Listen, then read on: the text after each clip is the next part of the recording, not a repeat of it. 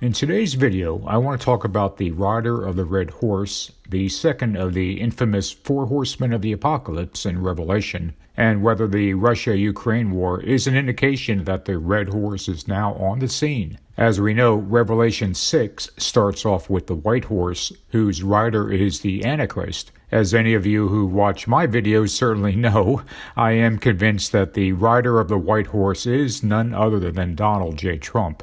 I should note that in recent weeks, a number of people have been pushing the idea that the Antichrist is actually Ukrainian's President Zelensky. Interestingly, this theory seems to be most popular among those who are sympathetic to Russia and Vladimir Putin. However, if we simply take an honest look at what the Bible actually teaches us about the characteristics of the Antichrist, then Zelensky, just like Obama, Macron, and others before him, does not match those biblical descriptions nearly as much as Trump does. Getting back to Revelation 6, the white horse represents the Antichrist coming on the scene and is followed by the red horse. The imagery for the red horse is quite stark, and here's the verse we're talking about. And there went out another horse that was red, and power was given to him that sat thereon to take peace from the earth, that they should kill one another, and there was given unto him a great sword. When we read about the red horse taking peace from the earth, we're reminded of the verse where Jesus spoke about wars and rumors of wars in the last days.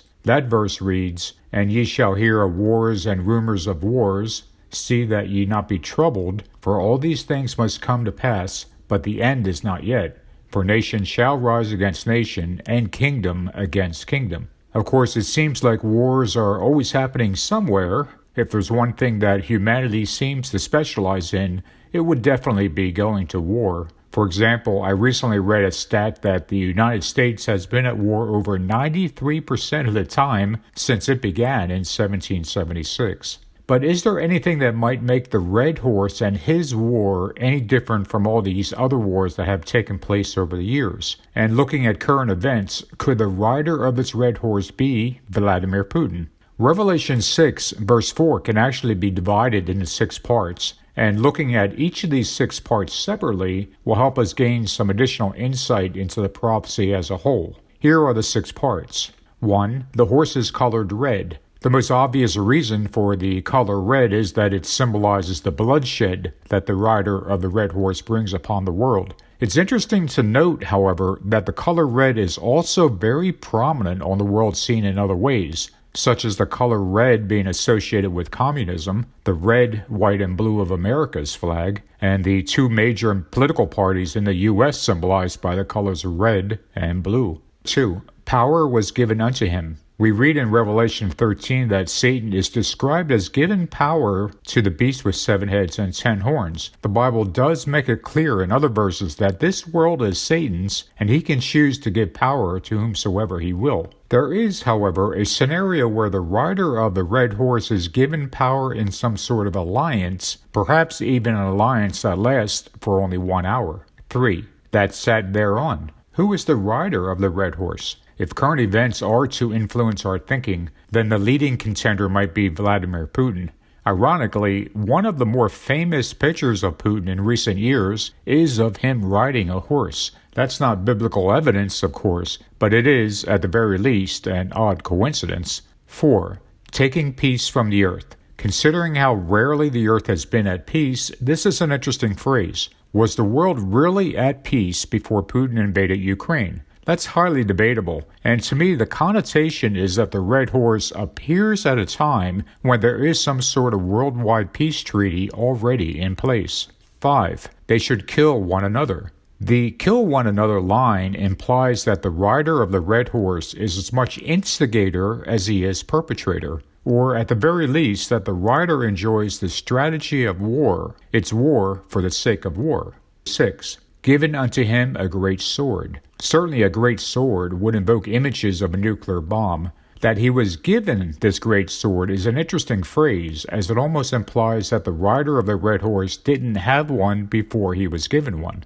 So taking all these things into consideration, are we now at a point where the red horse has been unleashed? Before I answer that, let me say that I do think that too many Christians have a tendency to see every major event in the world as fulfilling prophecy in some way. I think this is a mistake. And instead, we should understand that some events in the end times aren't specifically mentioned in Bible prophecy, but instead are important lead-ups to a larger event fulfilling prophecy. And I believe that's the case with the Russia-Ukraine war. Here's why I say that. The Red Horse apparently comes on the scene when there is worldwide peace, which certainly wasn't the case with this war. And Putin is most definitely methodical in what he does, not a warmonger or war for the sake of war type of leader. Nor did Putin need to be given a great sword, as all kinds of weapons were at his disposal many years before this war began, from conventional to chemical to nuclear. Just because this is a major war doesn't mean that the Red Horse is now on the scene. All of that is not to say, however, that this isn't an important step toward prophecy being fulfilled. The Russia-Ukraine war may very well be a pivotal factor in helping the Antichrist return to power. This war is yet one more thing that makes Biden appear weak in the eyes of many, especially those who pine for a certain American strongman to re-emerge on the scene. To millions of Americans, this war is yet another failure of American leadership similar to Afghanistan. Trump is not only seen as that strong leader who would stand up to Putin, but in addition, his reemergence would enable him to become the great peacemaker who saves us all from the chaos and destruction going on worldwide. After Trump returns, he could broker a large-scale peace treaty to resolve the Russia-Ukraine conflict. But that might also include an expansion of the Abraham Accords, which would elevate him from being leader of the free world to becoming leader of the entire world. And an expansion of the Abraham Accords to include many other nations, including Russia and Ukraine, would absolutely be the covenant with many that is prophesied to come. At that time, in the eyes of many, the world would finally be at peace. So if the Russia-Ukraine war isn't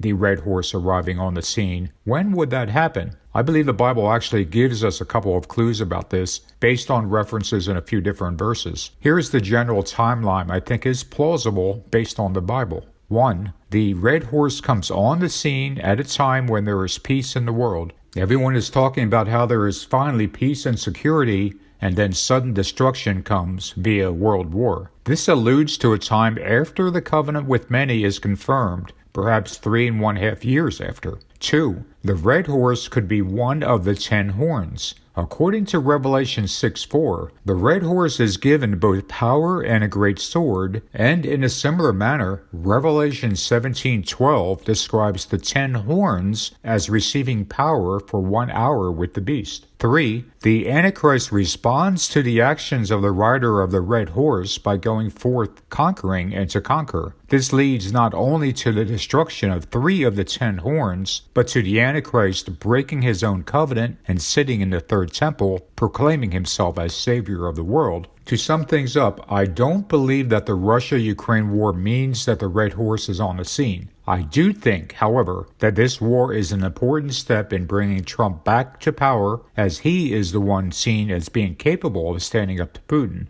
Not only will this war help Trump get back in power, but it also presents him with an opportunity to be a worldwide peacemaker, not only resolving the Russia-Ukraine conflict, but expanding the covenant with many. The Red Horse will take peace from the earth, which in my view means that the covenant with many will already be in place. In addition, the rider of the Red Horse might be one of the 10 horns, since both are given power in the last days. And finally, the actions of the rider of the Red Horse could be what prompts the Antichrist to go out conquering and to conquer, including breaking his own covenant with many and seating himself in the third temple, showing himself to be God. By the way, I know some will connect this war to the Gog and Magog prophecy. I don't believe that that is a sound interpretation, but I'll cover it in a future video as there's a lot to go through with that particular prophecy. That's a lot to digest, I know, but those are a few of my thoughts on the Red Horse. Please let me know if you agree or if you have a different interpretation of the Red Horse and the Russia-Ukraine war. As always, kindly be respectful in any comment you leave, especially towards those with whom you disagree. I'll talk to you guys soon.